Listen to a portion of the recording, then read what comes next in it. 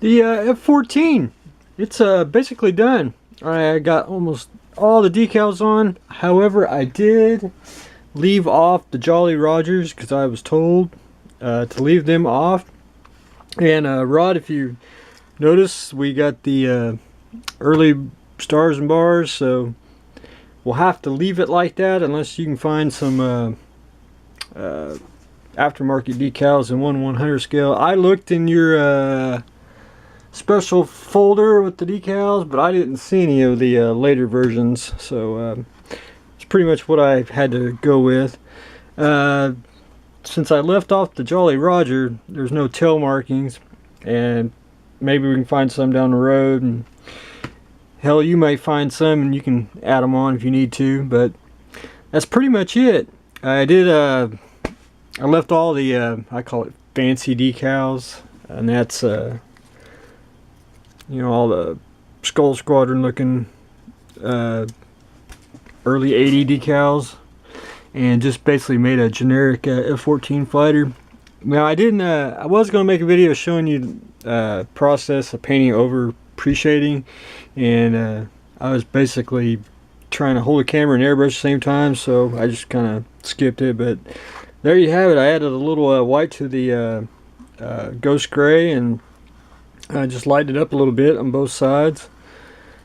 I did get the weapons, the missiles painted, and I'm just waiting for the dull coat, clear coat to dry, and we'll be ready to start the next one. Really fun little kit. One thing about this kit, the Top Gun movie kept popping in my head, and every time this plane is upside down, and then the greetings, just one of my favorite scenes from a classic movie. But hey, so there you have it on the F-14, and I got 2 more to go in the metal series. I'm probably gonna do this at the same time.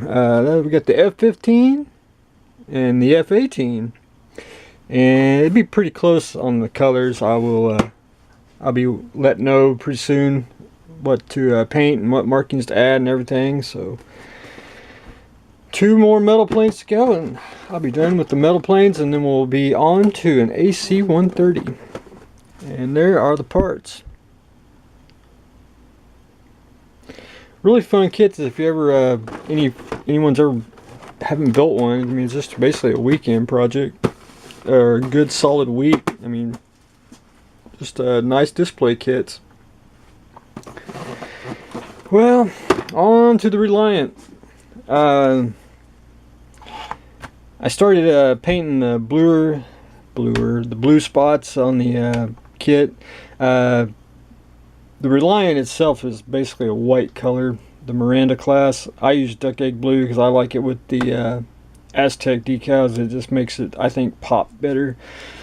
Basically, this blue here should be duck egg blue, but I use duck egg blue for the main body, and I use Russian flanker blue for the darker blue spots. As you can see right there on the end of the nacelle, I'm masking off the nacelles to do the black. Got the there and the other side, above the shuttle bays. One thing I hate about Model Master Paint, and always, even if I thin it extremely thin, I always get a little bit of cracking. And it ain't really no big deal. All you do is take a little sandpaper, sand it down, and then shoot back over it. But on the damage Reliant, if you look at the prop roll bar, it's got battle damage here and here, so I'm just going to leave it and add a little gouges in the plastic, and I'll just paint over it and be good as new, or as damaged. Painted the back here, got to add the reactor color, so to speak, and then just a little odds and ends, and then basically I'll put a future on it, and I'll have to wait probably a few weeks for whenever they release the Aztec decals for it, and that's really all I'll be need to do to it. And I just used my conversion kit with the standard kit, and that's what you get. I'm going to show you all something on the I use my paint mixer a lot, and I've been having it sit like that, so when the paint runs down, it actually finally stopped it. Now I had to basically for 10 minutes try to pry that up so it'll work again, but you can see how thick it is. That's good stuff. Thought I'd share that. A little moment of modeling history. The stasis pod. I got both halves together. I got everything hooked up, and I forgot to go get the USB cord because my phone won't work on this one. I'll have to go get one. I forgot to do it today while I was out, but no problem. Probably do that next weekend. Get it all lit up, see what the magnetic switch works. But there you have it.